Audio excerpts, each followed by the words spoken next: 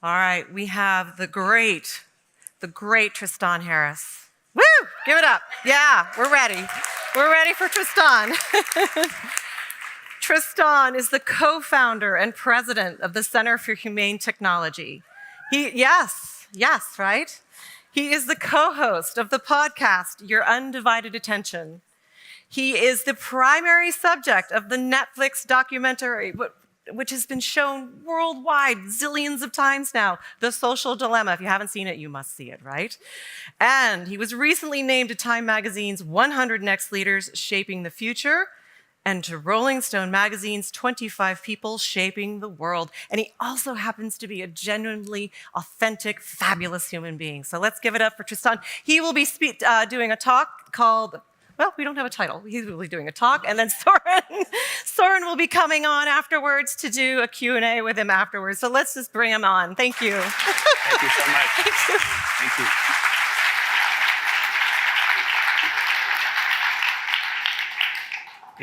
It's really great to be here. I haven't done these kinds of, it's probably like you haven't been in a space like this. It feels weird and new to me because I haven't done this in such a long time. But I don't know how many of you know this. Our work at the Center for Humane Technology and a lot of the stuff that's in the Social Dilemma, it was actually really born out of this Wisdom 2.0 community. I met Soren and some people here in 2013. You know, many people here are friends. I'm sure I can't see you in the audience, but we've been trying to raise awareness about these issues for a very long time. And I'm sure that many of you, how many people here have seen The Social Dilemma? Okay, that's actually many more than I thought. Okay, that's great. And people are very aware now, hopefully, of the issues of addiction, misinformation, polarization, teen mental health. This comma delimited list I just gave you, I remember when we were kind of coming up with that list, and it was a new list at the time. What I wanted to do today was to talk about where this is going, because the challenge is that technology keeps moving faster than our ability to put our hand on the steering wheel. Every time we put our hand on the steering wheel, it keeps running away. So what I wanted to talk about today is what is the wisdom that we need to steer technology adequately as it keeps moving faster and faster. So we're going to do about 25 minutes, 30 minutes of presentation, then Soren and I will have a conversation, hopefully get some of your questions. And so we often start with this quote by E.O. Wilson that the fundamental problem of humanity is we have Paleolithic emotions, medieval institutions, and godlike technology. So we're chimpanzees with atomic bombs and regulated by medieval institutions. I typically go into the Paleolithic emotions, but this time I want to go into the godlike technology. So there's a recent new technology called clip-guided image diffusion. This is actually literally something that didn't exist about 3 to 4 months ago. You can give it text like a girl stood in the blossoming Sunset Valley, the pondering the mountains in the distance, peaceful pastel palette matte painting. And out of scratch, it generates this. So the reason I'm giving you this is that we talk about the problems of misinformation in Facebook and what are we going to do, how are we going to regulate to save our democracy, care a lot about all those issues, but what I want to show you are examples of where this is going, how fast it's going. Here's another example. This coffee has been laced with LSD. This is what the computer produced. Google Soup. Can you see the creativity in this, right? This is not just a clip art image or finding an existing image in the internet. It is inventing brand new images. Here's a Mozilla Firefox tarot card and a Google Chrome tarot card. If you look at the detail, right? Now, let me go more dark. The kind of drawing that the school calls you about, and it's like, is everything okay at home? Jimmy has been drawing violent pictures, and it has everyone worried. And it generates this. And if you notice, there's even Jimmy scrawled in the corner. So I want to give you a sense of where this is going, and we obviously find ourselves in very precarious times, the war in Ukraine, Russia's invasion. And we're seeing images like this, and like this, and like this, except is this image that I'm showing you right now, is it from the war in Ukraine, or did I ask the computer? Breaking. Massive explosion reported over Kharkiv, Ukraine, and it generated each of these images. And you put this into the internet, and this is like a neutron bomb for trust on the internet, right? Because even the fact that this exists, the fact that this is possible, means that people will start to doubt the things that they see, even if there's like none of this stuff really floating around the internet right now. So the problem I wanted to talk to you about today is what we call the complexity gap. So the complexity of the world is actually increasing, right? It's on this exponential curve. And our ability to respond, our ability to make sense of it, and to respond to the world and make good choices adequate to that complexity is not matching that curve. So if you were to map it out, and you had a graph, you had the complexity of the issues, you've got misinformation, cyber attacks, global financial risk, extremism, planetary boundaries, new synthetic biology. Now, this might sound like just a list of boogeymen, like just different things that we should be concerned about. But they're actually interrelated. Like think about Russia and the invasion of Ukraine. Up until that invasion, you might have thought that global financial risk and nuclear escalation, misinformation, and cyber attacks were separate issues. But now you start to see that when you start pushing pressure on Russia from the kind of virality machines of social media, where you can kind of hashtag cancel Putin, and the whole world wants to cancel a single individual and then constrain him, and then suddenly you have real risk with nuclear escalation, right? So the risks are all interconnected. Now, our ability to respond to them depends on our ability to make sense of that complexity. What is the wise way to respond to that situation? I won't go into it, but there's new scary stuff in AI around synthetic biology, and I probably shouldn't give some of these examples because they're information hazards. The challenge is that technology is increasing the steepness of that line, of the runaway technology, right? And it's also simultaneously decreasing our ability to make sense of that complexity. If you think about the social dilemma problem statement, the addiction, outrage, polarization, distractibility, it means that that second line, we're not matching up to it. So the talk today is about how can we really meet this meta challenge of our time. And I want to say that the key to closing the complexity gap is actually wisdom. And so that's what I want to talk to you about and convince you of today. So today I want to argue that our previous wisdom and thinking, even a lot of the moral and philosophical concepts that we hold dear, freedom of expression, free speech, privacy, the meaning of these philosophical concepts is being undermined faster than we're updating what those concepts are about. So if you say protect freedom of speech, we need to protect freedom of speech, but then what happens if I can flood the internet with these things, right? A lot of people talk about propaganda, Russian propaganda, Ukrainian propaganda. My friend Renee DiResta talks about amplifaganda. Amplifaganda is when I take things that your own citizens say. So if I'm Russia and I want to manipulate the US, I'm not planting propaganda. I wait for your citizens to say, you know, California should secede from the United States. And when one of your citizens says that, I just turn the dial up. I amplify, amplifaganda, that person. So this is a whole different type of information warfare, but our concepts and our regulation and how our culture responds has to be adequate to the way that this is moving. We have this notion we have to protect people's privacy. But if we don't think about this at the level of, well, what does that really mean in the age that we're moving to? You know, the first way you solve it is you put pop-ups on the internet and everyone just clicks accept, accept, accept, accept. It doesn't really do the thing we're talking about. Plus, in the new world of AI, this is a paper from 2 or 3 years ago, you can predict people's big 5 personality traits, their openness, conscientiousness, extroversion, agreeableness, and neuroticism, with just how people move their mouse around on a screen with about 70% accuracy.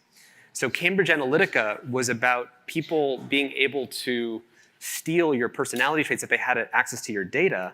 But by the way, I'm just giving you a sample. It's not that Facebook is doing this right now. This is an academic paper. But I want you to just be aware of the capacities that are moving, right? There's another example where AI is now better than humans at reading our micro-expressions. So you can actually read people's micro-expressions better than a human can.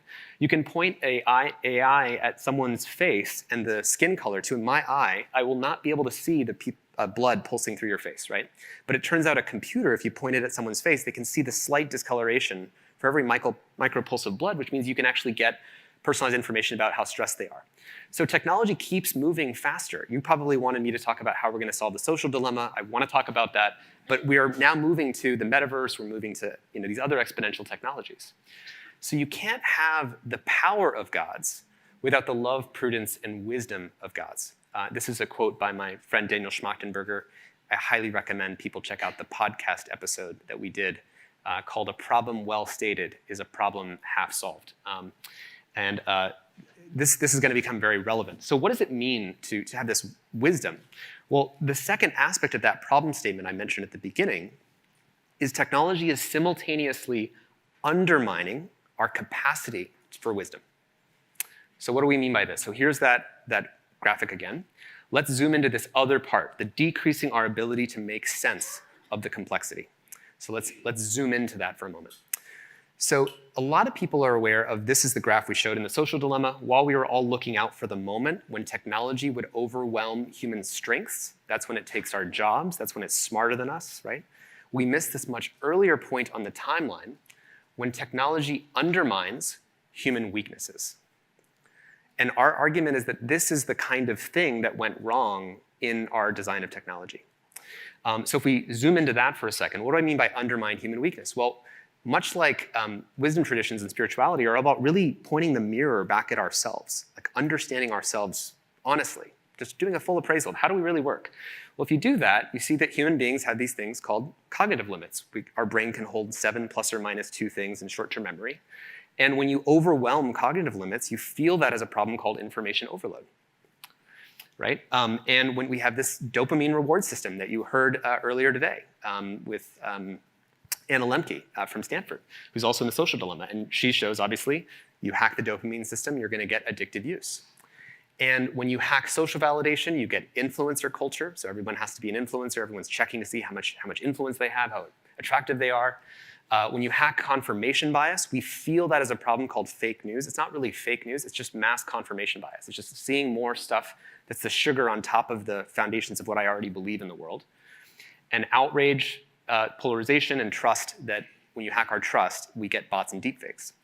So the purpose of this is not to create this overwhelm. It's to create a unified model for how we can see that this is going wrong. Because once you see that this is actually about hacking human vulnerabilities, we can see that these problems are connected. And I would call these anti-wisdom. This is greed, aversion, delusion, fear, jealousy.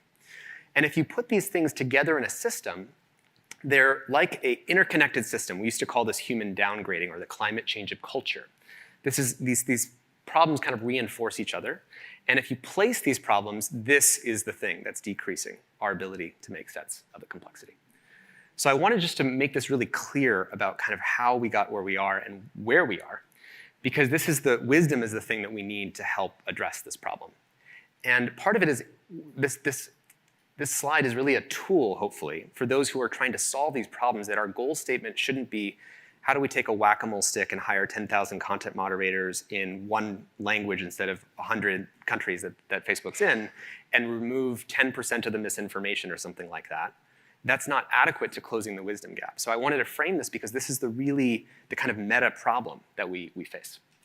So let's take an example of another way that we're thinking about it. So if we say, well, fact-checking, here's a paradigm of solution. Will fact-checking be enough to address misinformation?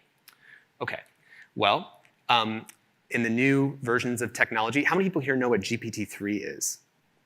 Okay, I've got only like 15 hands or so up.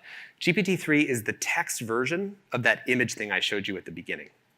So I can tell GPT-3, I want you to write me a 20-page research paper on why mRNA vaccines are not safe, citing real facts and real statistics of real people who did indeed die. And include writing about the vested corporate interests of academics who said that it was safe. And it will be able to generate that kind of text, right? Now, by the way, when I say this, I'm not actually for or against the vaccine. I'm giving you an example. I could give it the opposite example. So just so before, if you get upset, or right, we're in this polarized environment, and part of what we need wisdom for is to not get triggered by these conversations. Masks, vaccines. Social media has been a fault line finder that just magnified the contrast, all the little divisive fault lines in society, and just surfaced those. But I wanted to give you an example because fact-checking isn't an adequate paradigm when this is the kind of thing that I can put on the internet. I can use real facts and string them together in misleading ways. So that's kind of the new problem statement has to be, how do we make sense of the world in deep, thoughtful ways? Instead of saying is something true or false, we can ask, is it true, truthful, and representative of the truth? a lot of the ways that propaganda is used right now is by misrepresenting partial truths and pretending that they're representative of vast swaths of reality. Okay, so here's another example. Social media creates perception gaps. How many people here know what perception gaps are? Okay, a couple. So perception gaps come from this great organization called More in Common. And they measure, you can't measure, for example, if I say, how many people are racist in the United States, it's like a very hard thing to measure. What's the truth value of that, right? But what I can measure is I can ask Republicans and I can ask Democrats, do you consider racism still a problem in the US today? And they did this. They asked Democrats, do you think racism is a problem? Republicans, do you think racism is a problem? Perception gaps are what's the gap between what Democrats think, for example, Republicans who consider racism a problem, versus how many Republicans actually consider it a problem. So if you ask Democrats, for example, what percentage of Republicans still consider racism a problem, I think they say that it's only 25% of Republicans. But the actual answer is about 70% would agree with the statement that racism is still a problem.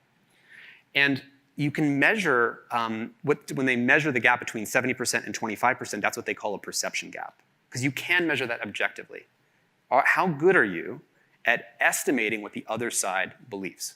And if you ask Republicans, what percentage of Democrats are LGBTQ? They estimate that 36% of Democrats are LGBTQ, but actually 6% of Democrats are LGBTQ. So, and what they've showed is that basically we get hit by this weird funhouse mirror, this kind of double whammy of the extreme views in the world. So first of all, a very small percentage of the US and the world use Twitter, for example, but the ones who use it tend to be the most active voices. And the extreme voices both participate more often. So they say things more often in a day, right? Versus a thoughtful person who's sort of trying to figure things out. You're not posting very much. That's the first part of the double whammy. The second one is when you say something extreme, it goes more viral. Versus the moderate person, they're not saying extreme things. So imagine we're getting hit by this funhouse mirror of massively overrepresenting the extreme views in our society. And what this group More in Common found is that the more you use social media, the longer you use it, the worse you are at estimating the other side's beliefs. So you think it's the other way around. The more time I spend in social media and news feeds, I should be better at understanding the world and what other people are thinking. But in fact, it's the other way around. So let me just go through here. And we start to believe that these extreme voices and these stereotypes of the other side are actually representative of who they are. We're all running malware, right? And even though I'm telling you this, even though you just heard me say all this, notice that did your beliefs about whatever the other side is, did it change in that moment? Didn't change.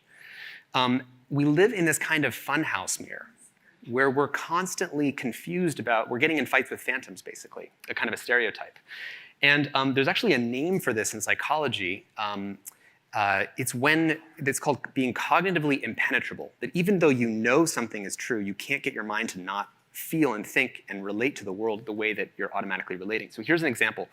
The A and the B, if you look at the color of those squares, I'm sure many of you have seen this psychology experiment, they look like different colors, yes? Everybody, yes, okay. Now I want you to watch carefully. I'm gonna put these two lines here. I didn't change the colors. They're actually the same color. The shadow causes your brain to actually project that they believe that they're different colors, right? But I know you don't believe me because I can show it to you again. I'll just do it again. So they're different colors. When I put it together, you can tell it's the exact same color. Now, let me take it away. Your brain goes right back to seeing it as different colors. So you're cognitively impenetrable. Now, the thing is, we have the gift as a species of being intelligent enough that we can point the telescope of our own intelligence back at our own mind, and we can actually discover a fact like that. Lions can't do that. Gazelles can't do that. Chimpanzees can't do that. We have a unique capacity. Homo sapiens sapiens, the species that knows that it knows, is able to interrogate its own capacity. And I think that the foundations of spirituality and wisdom, all the things that are discussed here, are based on this self-understanding, this deeper self-understanding. And as I said, this is called being cognitively impenetrable, that you're still biased even though if you know how the magic trick works. If I tell you don't think of an elephant, it's pretty hard. So we're trapped in that funhouse mirror, but that leads us to this fundamental question. about who we are. I love Byron Katie's work, and I'm sure many of you are aware of her work. And her work is so powerful because she asks you the question, who would you be without that thought? Not what would you feel if you didn't think that thing, or how, what would be different. She asks you an identity level question. Who would you be without that thought? Now, one of my concerns is that we are confused, because if you look in social media and believe that it is a mirror for society, then you think that we're just this addicted, outraged, polarized, narcissistic, misinformed society. And you might be convinced that that is who we are, right? Oh, just let's be pessimistic about human nature. We're petty, we're narcissistic, we're paranoid, we're addicted. And if we believe that's who we are, then I wouldn't be working on this. I wouldn't think that there's a different thing that can be done. I think many people are in this room because we know that who we can be is different than what we see in the social media mirror, right? And so what I'd like to ask is, who would we be without these perverse incentives of social media? And it's from this identity level question that I think you can arrive at hope about how we can have a different future, but it's by this deeper self-understanding. So wisdom means knowing our limits. Well, we just kind of, to end cap that chapter of this presentation, that was about knowing our own limits about how we work.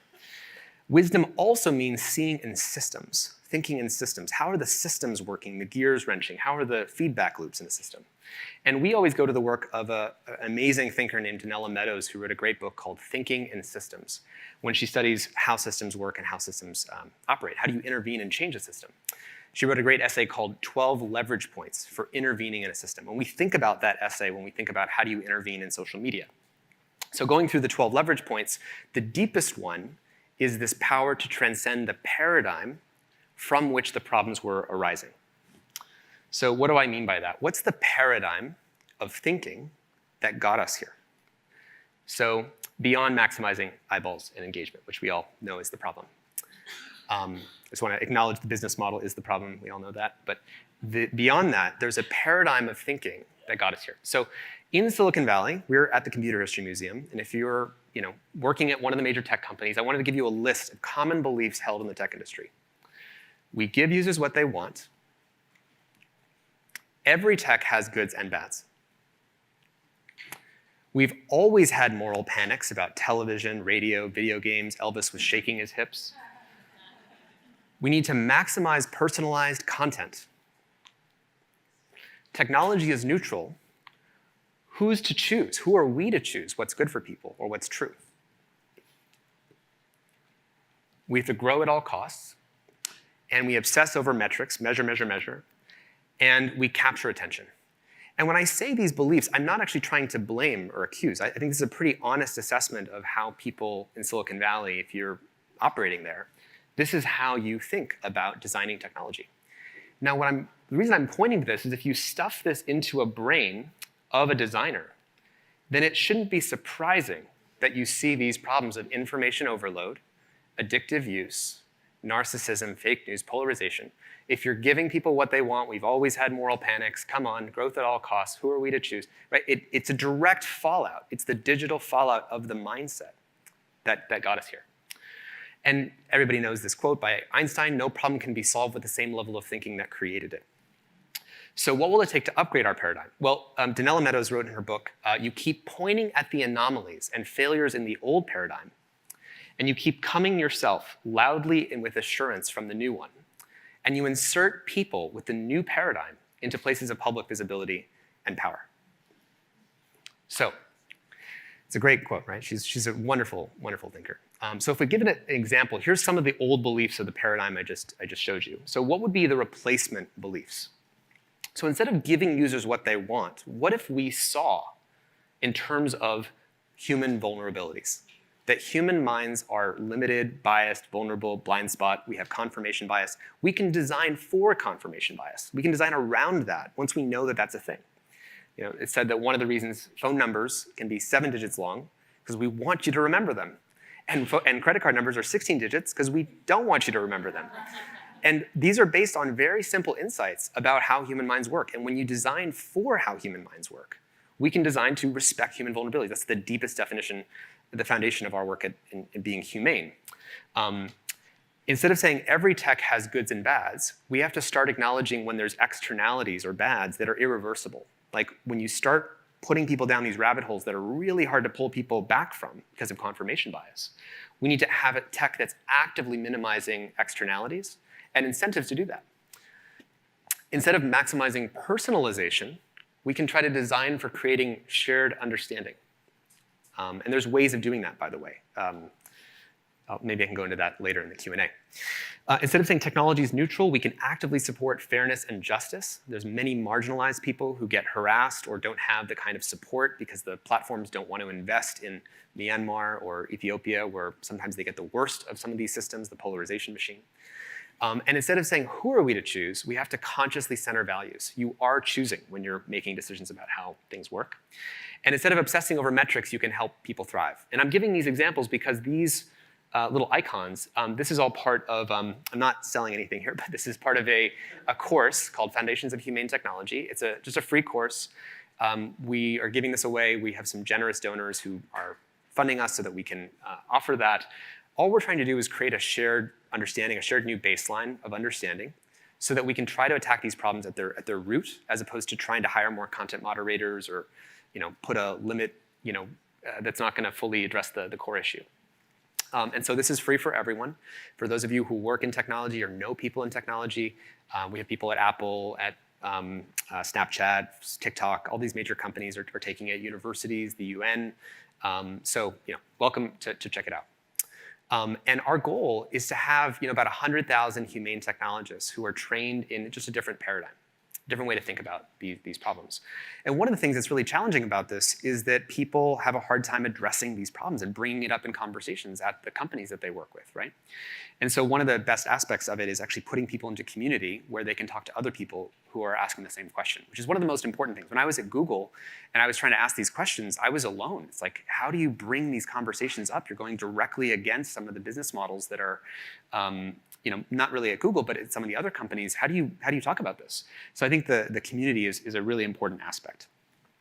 And hopefully, if you're running that in your head when you're designing technology, creating shared understanding, respecting human vulnerabilities, you can get a different result. Instead of rewarding narcissism and influencers, we can reward modeling wisdom or nuanced thinking. So just to summarize, wisdom means knowing our limits. It means pointing the telescope of our minds back at ourselves and understanding more about how we really work. If we understand that, we can bump the line up a little bit. Wisdom means seeing beyond black and white. There's a great quote by John Perry Barlow. I think it's never assume that someone else doesn't hold. What is it? I'm just going to botch this quote. It's like never assume that someone's beliefs aren't as noble to them as yours are to you. And try to really understand why people value some of the things that they value. And if we do that, we can bring out the wisdom gap. Wisdom also means confronting self-deception. Byron Katie's work, asking fundamental, deep questions, who would you be without that thought? This is processes of really being in inquiry with ourselves. And if you do that, it helps close the wisdom gap. And wisdom also means knowing when we don't know. I have not shared a lot of information or recommendations about what people should do with COVID because I just know that I'm not an epidemiologist and I haven't studied it. And if the world actually operated with the principle of only sharing and talking about things that we really knew and we could offer, how different might that world be?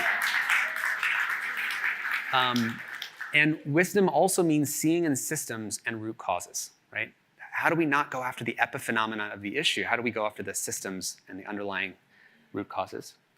And wisdom also means being present with what is, right? And I think the whole point of this conference is examining all sorts of things that wisdom that we need to live in this moment, to be happy, healthy, to thrive in a period of increasing crises, right? This is a very challenging time. And so I was just excited to be able to bring this to this community. And I just wanted to close with one last thought about why to have some hope. I do struggle with hope myself. It's a challenging world out there, right? It's very chaotic and turbulent, and it's likely to get more turbulent. But I just wanted to share a few things about why to have maybe some hope in this space. So when I was at Google back in February 2013, I think it was when I basically had just first came to my first Wisdom 2.0, I released this presentation at Google called a call to minimize distraction and respect users' attention. And it was about the attention economy. It was about the arms race for the race to the bottom of the brainstem, all these things. And if you ask me at Google, I actually stayed at Google for 3 years, and I could not get anything to change for like 3 years. I just kind of felt hopeless, like there really was never going to be a change to any of these systems, even though it seemed like this has to change because it's such a massive problem. But I didn't feel like in my shoes, the felt sense was this is never going to change.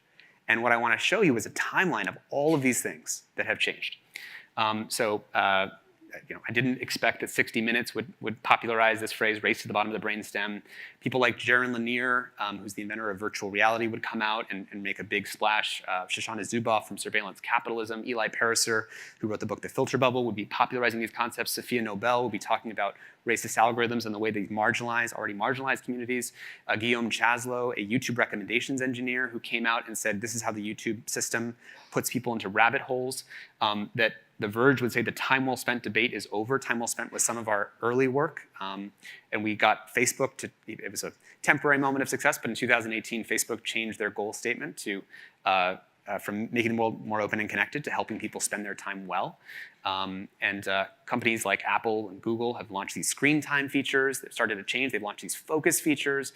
Apple has made a ton of changes in this positive direction. Apple can do so much more. They're one of the best situated actors to change a lot of things we've talked about. Sophie Zhang, a Facebook whistleblower, would come out and talk about all of the harms and create more momentum. And of course, Timnit Gebru at Google would also come out and talk about the ways that AI systems can be biased. And of course, Frances Haugen came out this year. And this, I think, has had a transformative impact on the space. We have now had, I think, a big tobacco moment in the social media space. This is the big tobacco companies that are testifying before Congress. We have had that moment now around social media. People now, the playbook is now happening on its own. The attorney generals, the key to the big tobacco lawsuits was that the attorney generals opened these investigations on the tobacco companies. They're doing the same thing now on Instagram based on Frances Haugen's reports. The stock price of Facebook has gone down by half since Frances Haugen's disclosures. I would have never believed if you asked me that would ever happen, that it's happened. Their user growth is tapering out. People are saying, but when I use Facebook, I mean kind of the social media engagement attention-sucking machine. So it's more broadly the whole space. People are saying that they want to work at companies that they actually feel purposeful, right? Purpose-aligned. Many people here, they come to Wisdom because they're looking for how do I work in tech and do the purposeful wisdom, self-awareness stuff, right? And I would have never believed if you told me that this topic and that Frances Haugen, a whistleblower, would be honored at the State of the Union, the president's address, which she was about a month ago, and given a standing ovation. And I would have never believed you that a film like The Social Dilemma would reach 100 million viewers in 190 countries in 30 languages. And I would never believe that all these organizations work really hard and in network to try to accelerate change in all these different areas. And now we just need everyone working on closing the complexity gap together. So.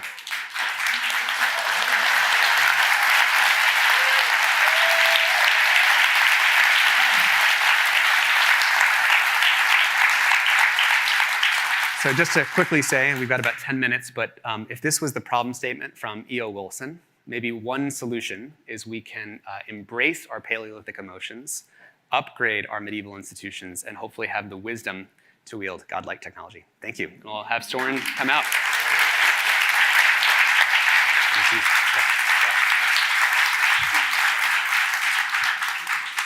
Thank you. You got a big brain. First of all, it's great to have you back. Is this your first time in front of a live audience? I did just one other. I did South by Southwest, which is the first time in front of a live audience. It's a bit scary. It's like it is. Well, thank you for that. That was really, really thoughtful. When we were talking about what to do for this session, I got a note for you or someone on your team's like, no, Tristan's got a whole plan for the talk.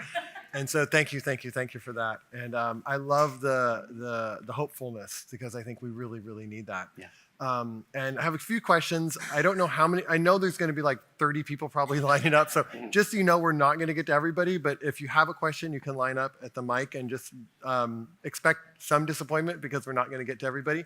But I'm curious about this wisdom aspect and this ability to see clearly. And I love that you brought in Byron Katie's work, because it feels like there's a way in which the addiction element kind of breaks into a certain identity. And then once we begin to question that identity, who would we be if we didn't do this? Right. And I'm curious how you see that happening, because it feels like at first, from knowing you for many years, you're like, if we can get legislation to change, that's a huge key. And so it feels like legislation is still part of the change. But now you're also like, wow, if we can get tech companies to change, that's a real key. Now if we get humans to change. And so do you see it as like a multi-level approach, or is there a particular acupuncture point? Or does the acupuncture point just keep moving? Acupuncture point is the right term. This is I just want to name, obviously, these are trillion-dollar companies, a couple of trillion-dollar companies, with more lobbyists often than there are members of Congress, if I want to frame it right. So, and by the way, this isn't an us versus them. These evil corporations, and they all have mustaches that they're twirling while they. It's like, this is not. I want to. It's really important to name that. I think the challenge is that they're trapped in a set of incentives, right? Yeah. And what I wish would happen is that Mark Zuckerberg would come out and say, and actually, by the way, Frances, we did an interview for our podcast with Frances Haugen, the Facebook whistleblower. And the reason that she said she came out was because she actually wanted, she released 2,000 pages of Facebook research documents about kind of polarization, teen mental health, like all these different effects, things that people had thought were true, but we didn't have all the evidence, the receipts. I mean, they actually confirmed things that we've been saying for a long time. But when she came out, the reason that she did is she said, I wanted to create an opportunity for Mark to declare moral bankruptcy. Now, the reason for that is not an accusation. It's actually saying in bankruptcy, that term is, it's like a way our society works, where a person can say, I've gotten myself into too much trouble. I am in over my head. And that I need to be valued as a person and not just this huge financial asset thing. And there needs to be some way that we can go from that bankruptcy into, okay, now let's create a solution to collaborate on how we can address this. And she wanted this all out there so that, and this is a big ask. I mean, I don't think she expected necessarily Mark to come out, but to say, I can't do more. I need help. I need help. And if he did that, then we could actually get honest about what actually has to happen. Because by the way, a lot of the people who are the most senior staff who are working on trust, integrity, misinformation issues, they're burnt out. And a lot of them have left. And so the brain implant of the Facebook, Twitter machine is still into the society. It's still running our democracy. And the senior technicians have burnt out. One of the problems is the people in kind of audiences like this, who are the conscious ones working in the tech companies, they really try to make change. Like, I know what that's like, and I just am so grateful to those of you who are working on those kinds of things inside of tech companies. I kind of lost my train of thought. I think one of the challenges I can hear from them is, listen, we have to make it super, super compelling and addictive. And if we don't, somebody else will. Correct. So let's say we change Facebook, then TikTok comes, and TikTok becomes less than somebody else. So it's like we're set up against a system that rewards that, and I get fired if I don't meet my revenue. Which is why, to your earlier question about regulation, laws, potential litigation, companies, employees acting differently, a culture that demands different products, demanding, just like we demand organic food, we're demanding yoga and other healthy lifestyle things, as opposed to just letting the race for salt, sugar, fat dominate our food supply. It's the same thing. One of the things that should be clarifying, and we covered this in our podcast episode with Daniel Schmachtenberger, is that we don't actually have these 20 different problems. We have kind of a core set of generator functions. The if I don't do it, the other guy will, is true for healthcare, it's true for pharma, it's true for salt, sugar, fat, and it's true for tech. If I don't put the addictive slot machine dynamic where you play and pull again and the other guy does, and I take it out because I want to do the thing that's good for society, but then I notice they keep going deeper into the brainstem, I'm just going to lose that race. And so we have to create a binding for everybody. Right. One of the things you and I were talking about backstage is that, obviously you would do this through law. You can imagine that even an Apple App Store or an Apple App Store policy could say, hey, we're not going to allow beautification filters in any of our apps. We know the beautification thing is like really screwing with kids. We could just say, we're not doing that. Yeah. Because that's an arms race, by the way. There's another example. All of them have Instagram, Snapchat have beautification filters. TikTok went even further down the brainstem into automatically beautifying your image by 2 to 3%. Wow. And they did it without asking users' consent, because that's how they would win. Because it's almost like mirror, mirror on the wall. Which one's going to make me look the prettiest? And you go to the one that makes you look the best. Right. And so that's another arms race. Right. There has to be something that stops this arms race, that breaks that second line in the chart that I was drawing. Yeah. And legislation is important, but I think the challenge is that technology is going to keep evolving faster. Because while we're trying to figure out, what would be the right rule for beautification filters, Mark Zuckerberg just invented this entire other universe called the metaverse. Right. And there's like 100 more design decisions we got to adjudicate there. So which is why we need the fundamentals to be what is in the best public interest of society. If you're above a certain size, we need your decisions to be based primarily on what would actually make the society stronger. Right, right. But the company isn't structured like that. No. And the board doesn't care about that necessarily. That's right. And so we're in a problem where either the community has to demand, like, we're just no longer going to support it if you don't have these values. Yeah. Or the structure of businesses somehow, capitalism will have to change somehow. And it sounds like partly your hope is through the course that you and Randy developed, that there'll be education, there'll be more people thinking at this level with the different paradigms. And we'll create a new power. framework from that consciousness, and from that awareness. Hopefully.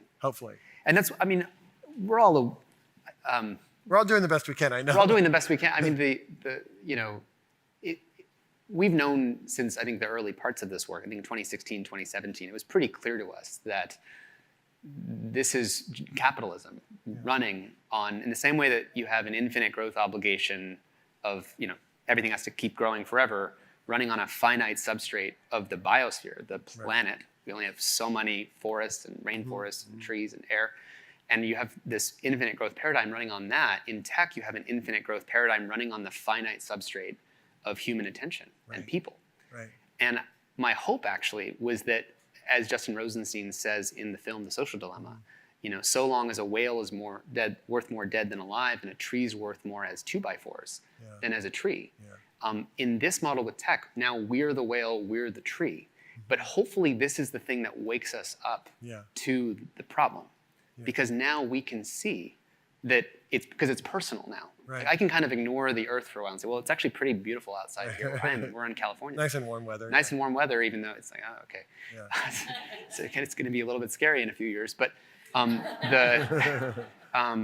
had Paul Hawken, I think, earlier. Paul Hawken. Yeah. But I think the point is that we can use this as a kind of a small laboratory for what the bigger system change that needs to be. Because it now makes it clear, right? Yeah. And at least being clear, I think there's a gift. I know this might make people feel uneasy to kind of reckon with the system in this way, right? Like questioning the whole system that we're in. But I think the shared clarity is somehow involved in the convulsions of this system, somehow hopefully delivering us into some different system. But if I saw my own attention as a limited currency, and I only have so much of it, and I get to be very thoughtful about how I spend that currency, would everything begin to change? I mean, imagine all of us starting to say, like, wow, I only have so many heartbeats left. I only have so much attention. And the apps are not free, per se, if they're ad-based, right? Yeah. We're giving up our attention for a service. Yeah. And if there was that shift, do you think the people could kind of then determine? Because I think part of what happens is, like, and I get lost too, we get lost within these spheres. Yeah. Like, oh shit, I just spent 2 hours in this like rabbit hole. I've been studying this for 9 years nonstop. That's all I've been doing. And do you think that I don't fall into the infinite scrolling and then feel horrible about myself because it's like, which is to say, I made this point in the presentation. I don't know if you can see the slide back there, but the cognitive impenetrability, even if I know what it's doing, it still has that effect on me. And the problem is when you take something that is impenetrable in that way, and you make it adjacent, directly adjacent to life needs. So if I have to text someone and I need to text them, and right there next to it in the app switcher was like that infinite scroll Twitter thing I left open, you're going to fall into the trap door. And so we have to. There's ways. I mean, there's a bunch of things I think Apple could do too. By the way, in terms of just they're again this kind of governor of the attention economy, because you could say for things that I want to spend less time on, that's anything that's using that infinite scroll, we could just hide it from the app switcher if it's been there for too long or something like that. We talked backstage about with Anna Lemke's work. You could actually have some kind of sampling of how much of that dopamine reward circuit, like how much is it really triggering that thing? And you could say, hey, just like we put caps on salt, sugar, fat, and food, and we can regulate that, you could put a cap on how much of a hypernormal stimuli you put to that dopamine system, especially for kids. And you could just say, to be in our app store, you have to kind of keep it underneath this measurable level. I don't mean for everyone. There's ways you would do that, by the way, but yeah. But so some people say, and I think I never really talked to Katie about this. But there's some people say we're responsible. We can't blame other people for our lack of attention. Like we are responsible for our attention, and if it goes astray, it's like, well, my partner made me do it, or the phone made me do it. Well, so we have to screen. There's totally a truth in that. I mean, the human potential movement and much of spirituality is about taking responsibility for as much as possible of our experience, our attention, our suffering. Just like, oh, I noticed that my attention is going there. Once I notice that, can I come back to something else? And there's a real truth there. But I think what it masks, that's invisible, is the asymmetry of power. When my attention with my partner, romantic partner or something, causes me to be stressed out, she wasn't a $1 trillion supercomputer who calculated the perfect thing to say to piss me off. So the difference is the asymmetry in how much power technology has to figure out exactly what will light up your nervous system. Which, I mean, TikTok, by the way, is like the perfect example of this, because that specific machine is just a $1 trillion supercomputer pointed at your nervous system and your kids, and just how do I light up that nervous system? And the default is the algorithm. The default is the algorithm. It doesn't even, you don't even care how much you follow or who you follow. They know exactly everything. They know exactly everything. One thing that was pointed out to me recently, we made this metaphor for a long time that your phone is a slot machine, the infinite feed is a slot machine, Tinder, swiping, dating is a slot machine. But one of the things that's true in casinos, I don't know if you know this, they hide the clocks. The clocks, they try to hide them. They don't want you to know like what time it is. And I didn't know this, but if you use use TikTok on an iPhone that doesn't have the notch, but it's got a flat top, they actually hide the clock. Wow.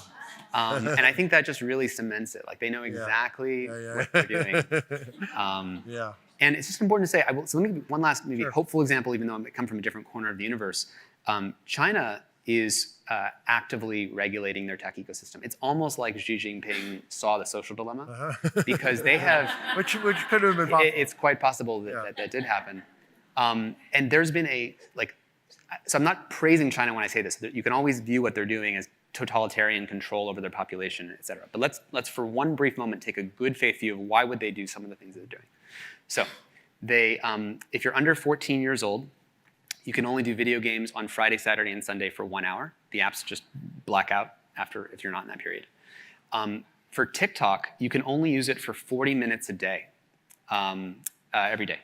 If you're under 14 and you use TikTok in China, when you swipe, they have featured museum exhibits, science experiments you can do at home. And because they realize that we're sort of allowing this for-profit model to turn the entire next generation into influencers who don't know anything. And they're... No, I can't imagine that happening. And I honestly, I think of this as kind of the reverse opium history. Like the history of opium and the Great Humiliation. They kind of feel like they fell behind because there was opium that was just abundantly available in their society. This is kind of the reverse. Like we're happy to just opiate ourselves. And meanwhile, they're taking all these actions. A couple other ones. On the teen mental health side, they have opening hours and closing hours. One of the problems, parents give kids bad advice, and Frances Haugen talked about this. Parents often tell their kids, just don't use Instagram. Just don't use it. I don't understand. Just put a time limit. Just don't use it. What they don't understand is that that's like saying to us, don't use text messaging, because it's your means of social participation. So Instagram has colonized the meaning of like a teenager who's in their social group. Their primary chat function will be in Instagram with their friends. So if you say don't use Instagram, the parent's thinking the feed. Right. They're missing that it's actually the core of social participation. Yeah. So, and what that means is that there's always that like social obligation if I have to get back to that friend, or oh, they commented on my other thing, and that just extends into the bedtime. Like, it just extends forever. Yeah. So China has opening hours and closing hours at 10 p.m. It's lights out. And all of the social media apps just like are gone at 10 p.m. and they go back online after 6 in the morning. Wow. And even though it's like, oh, but that's, it is not libertarian. Right, we need our freedoms and they shouldn't tell me what to do. Right. Like, I think that they're probably, their kids are doing a lot better mental health wise than ours. And I didn't realize this, that China has one time zone for the entire country. So 10 p.m. to 6 a.m. is actually synced for everybody in the country, as opposed to there's a staggered thing. Oh, wow. That's amazing. Cool. Yeah. We have time for a few questions. If you can get to them very quickly, we really, really appreciate it. Anna Choi from Seattle, what has Center for Humane Technology still on Facebook? Because I know there's a good reason for that. Why are we still on Facebook? Yes. Oh, I think we actually wrote a Medium article about it, and I don't have it fresh in my mind. The easy critique, obviously, is if we're critical of social media, why should we be participating? Which is what I hear kind of behind maybe the question, not from you specifically, but just that critique could appear. One of the fundamental problems is that they have colonized, Facebook, Twitter, Instagram, YouTube, have colonized the means of reaching people. So if the small businesses of the world said, oh my God, I totally agree with you, I don't want to participate in this, but their only way to reach their customers is through Facebook and Instagram, they don't really have another choice. And that's kind of one of the problems that we're all kind of in. So we try to use it in a very conscious way. We do it pretty minimally, and we'd love to hear. Is there more behind that question? Or?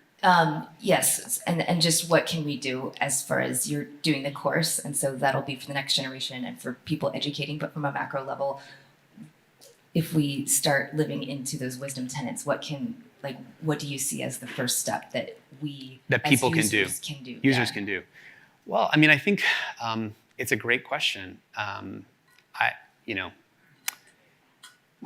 There's the easy stuff like turn off all notifications, delete the social media apps from your mobile phone, try to use it only on desktop. If you are forced, if you can get off them, like get off them. Most people feel like there's something that fundamentally is entwined with their life and they can't. So if you have to, try to use it just on desktop. I mentioned turn off all notifications, use the Apple screen time features. There's these kinds of things. I mean, I think it's also recognizing what are the deeper fuel sources that have us feel less likely that we need to go there. We interviewed Johan Hari, who's a writer on addiction, who says the answer to addiction is not sobriety, it's connection. And if upstream from us falling into all these traps, if you have people doing things like this, like you're all really engaged right now. When you're doing things that are engaged or you're talking to each other, you don't feel the need to check your phone all the time. And the problem of COVID, obviously, is it robbed us of a lot of those places that were upstream from the downstream addiction. And so I think we need to help rebuild that social fabric and spend more time with each other. So by not being on it, those tenets will emerge, is the theory. Well, those tenets are hopefully for the technologists who are building the next generation of technology. So Yeah. That's all we can do. Okay. I mean, we're all, it's this. Done. You're welcome to do more, but that's a good place to start. We'd love to hear ideas on more people can do. There's many people who are working on just the usage side, but yeah, we'd love to hear your question. Tristan, thank you for your clarity and also your sense of hope. Like really this complexity gap, the paradigm shift. My name's Caitlin Krause, and I founded an XR studio for optimizing well-being through wonder and awe called MindWise. And I also teach, at Stanford, I teach a course called Digital Wellbeing by Design. Awesome. And it's creating healthy relationships with technology. So the students and I talk about the relationship that you have with tech is like with the device, like Soren, you were talking about your feelings toward your phone, but it's also a human-to-human relationship mediated by tech. Mm-hmm. So, and we use a lot of your work and your resources. So, awesome. Thank you. Awesome. I'm really curious right now because what I've found through my research and working with a bunch of different populations is that the addictive nature also couples with an attachment to identity and maybe promoting yourself. So if you see everybody as an influencer, then you become more addicted to this idea of needing to showcase constantly. So we've been experimenting with things like avatars and looser attachment to one identity, and then states of storytelling and flow. So I'm just curious if any of your research, because a lot of this is about devices and turn it off and sabbaticals, but what about using digital and using those spaces? I'm just curious what you think about identity and ego and avatars. I love that question. Thank you. It's already the case. I mean, so much of spiritual work is de-identification in the first place, right? So it's actually doing the identity level. I am not my thoughts. I am not the avatar that I think I am. And I would say that social media found a strategy in the race to the bottom of the brainstem for attention. There was a moment when they realized instead of getting your attention and doing the red notification lights and the infinite scroll, it would be even better if we kind of parasite you and make you addicted to getting attention from other people. Because when you're addicted to getting attention from other people, like there was a time, people forget, 10 years ago, we weren't all addicted to getting attention from other people. It's actually hard to remember that now. And that's how fast this changes, how deeply the terraform is. And when Joseph Gordon-Levitt, the actor, actually gave a talk at TED about this, and he referenced this work, because when you get people addicted to getting attention from other people and it becomes part of their identity, like it's in the interests of this whole attention system to produce the kind of humans who identify with a lifestyle, a career that is about getting attention from other people. That's kind of like late stage extractive identity-based attention economy capitalism. And so what I hear you saying is how do we help create just like in spiritual work, you're doing that de-identification work. How do you do that in a digital world online? And obviously, kids play with this. They develop multiple profiles, and they kind of play with one identity over here, and they post different kinds of things over there. I don't have any good answers. I just think that it sounds like your work is really. We're forming new rituals and new relationships, and I think we're looking for both a state of flow and maybe a new sort of pulse for how we engage. Yeah. So you're answering it in the work you do. Yeah. It does seem that the spiritual work and the wisdom work is like essential as a society for knowing how to navigate our lives. And we can make changes on the legislative side, we can make changes on the tech side, and we can still be unhappy and miserable. Right, totally. And it feels like there's that inner journey that actually needs to be done. And that if we can get people who are on that journey creating the next generation of technologies, we're going to have a much better chance at surviving. Yeah. And that as you said, with the metaverse and all the other things that are happening, we're just getting started. Yeah. I mean, in terms of like potential collapse or potential beautiful expressions, like we're just getting started. Yeah. And I've known Tristan for a long time, and I have to say, there's nobody more committed to just figuring this out at all levels. And I'll see him sometimes, it's just like his shoulders are just like, oh, I'm like, how's it going? He's like, I kind of see it a little. Yeah. And I just want to have a deep bow to you for just being able to just tackle and hold and have love in your heart and have curiosity.